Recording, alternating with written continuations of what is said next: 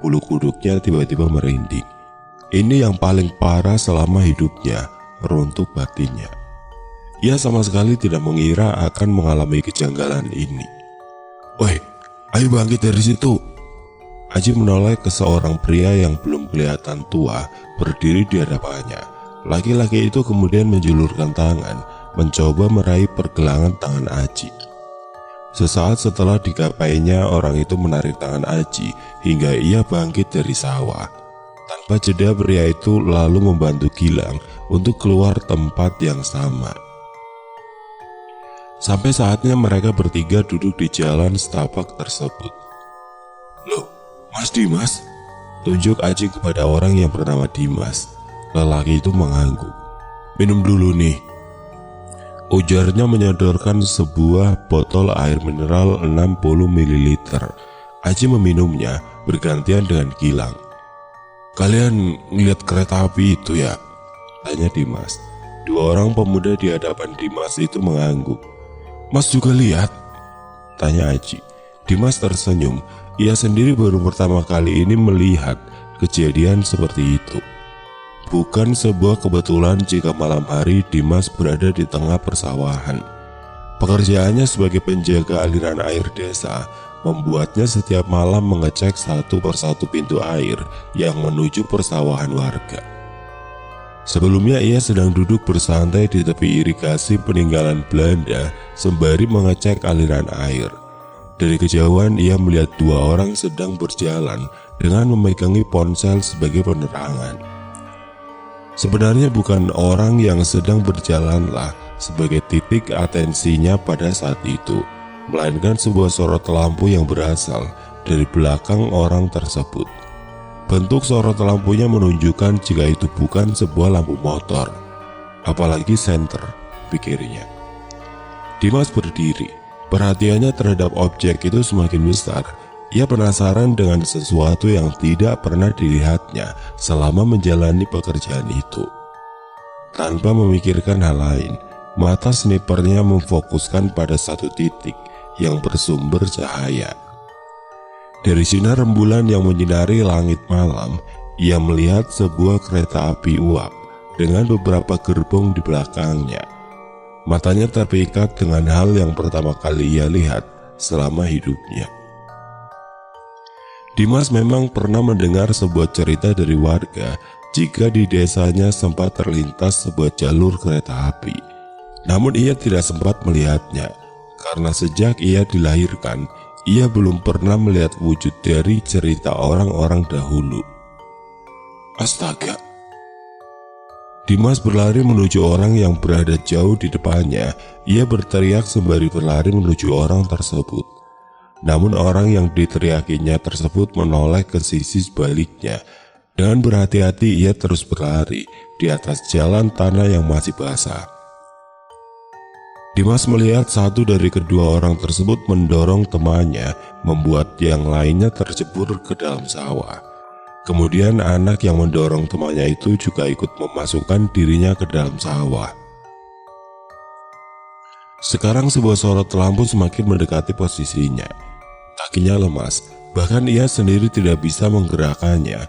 Sebelum benda itu benar-benar menabraknya, ia memejamkan mata dengan tangan menutupi indera penglihatan. Kejadiannya berlangsung sangat cepat. Dimas dengan masih menutup mata, perlahan menggerakkan tangannya. Pertama kali yang dirabanya adalah kakinya. Setelah dirasakannya, ternyata masih utuh. Lalu ia membuka mata, dan suasananya menjadi sangat gelap, khas persawahan desanya yang tidak memiliki penerangan. Ia membalikkan badan, dan kereta yang dilihatnya sudah tidak ada. Semuanya benar-benar seperti semula. Pertanyaannya adalah, apa yang baru saja terjadi? Begitu kata batinnya. Dimas kemudian menghampiri kedua orang tadi, yang ternyata adalah warga dusun A, Gilang dan Aji. Mas, lihat semuanya, tutur Dimas kepada mereka. Seperti membaca keadaan, Dimas mengajak mereka berduanya untuk ke rumahnya, sekaligus bermalam jika mereka mau. Pilihan ini diambilnya mengingat Gilang yang terlihat sangat takut terlihat dari sisi psikologisnya. Sepanjang perjalanan ke rumah Dimas, mereka tidak berbincang mengenai hal yang menimpa mereka. Memasuki batas dusun B, sebuah tanjakan yang beberapa hari lalu Aji dan Gilang melihat pocong di antara pohon-pohon pinggir kali. Sesampainya di pertigaan, Aji melihat sebuah pohon dengan beberapa tali yang mengikat dengan satu pohon lainnya. Ia ingat bahwa dulu di dusun B sering diadakan upacara adat yang bertujuan untuk bersyukur atas hasil bumi.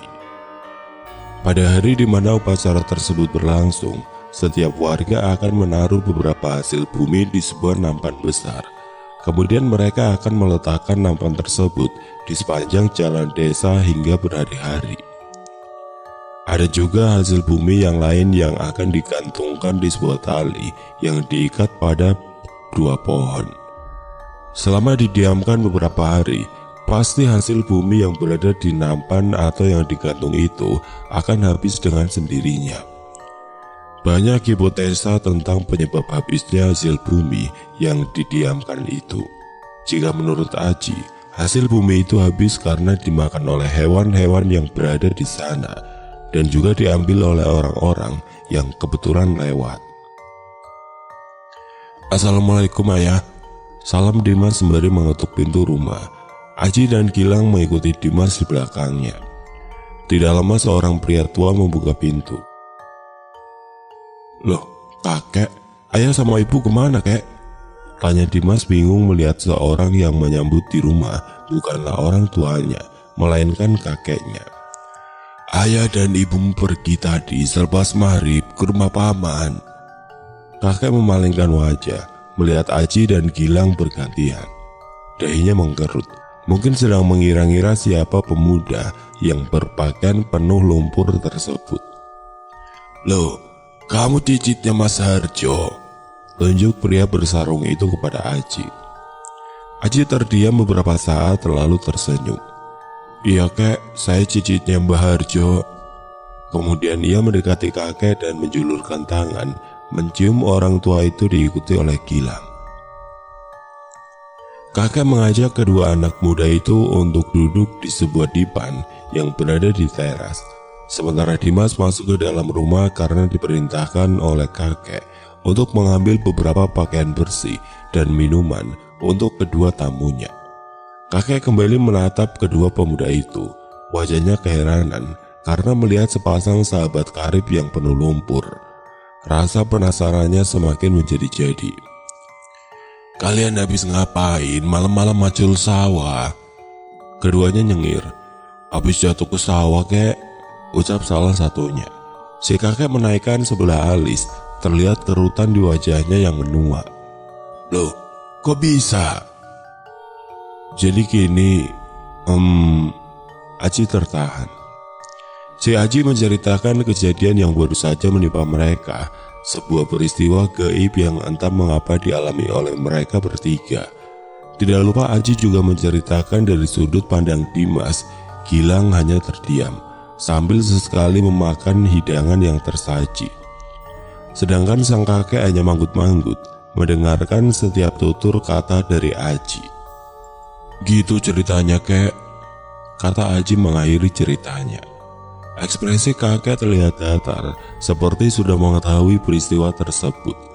Lama dinanti Dimas keluar dengan membawa beberapa celana dan seember air bersih. Aji dan Gilang secara bergantian membersihkan tubuhnya dan menyalin pakaian yang diberikan oleh Dimas. Setelah selesai, keduanya kembali duduk di hadapan kakek. Kopi dan beberapa cemilan telah terhidang di sana. Ada rasa canggung untuk sesaat. "Nah, ada yang kurang dari kisah yang kamu sampaikan," tutur kakek. Dimas yang tengah menyeruput kopi hitamnya menoleh heran kepada kakek. "Kisah apa kek?" "Kisah yang baru saja kalian alami. Aji juga sudah menceritakan apa yang kamu lihat," katanya dengan polos. Kakek mengusap-usap dagunya, dahinya ikut mengernyit. Semakin kentara kerutan pada orang tua ini. Mungkin kakek berpikir seperti ada yang janggal dengan kisah yang menimpa mereka bertiga. Ada yang kalian lewati, terka kakek sesudahnya. Aji dan Dimas berpandangan, bertanya-tanya apa yang sudah mereka lewati, namun tidak juga menemukan titik masalah tersebut. Ayo, coba diingat kembali, kata kakek berusaha mengoreksi mereka.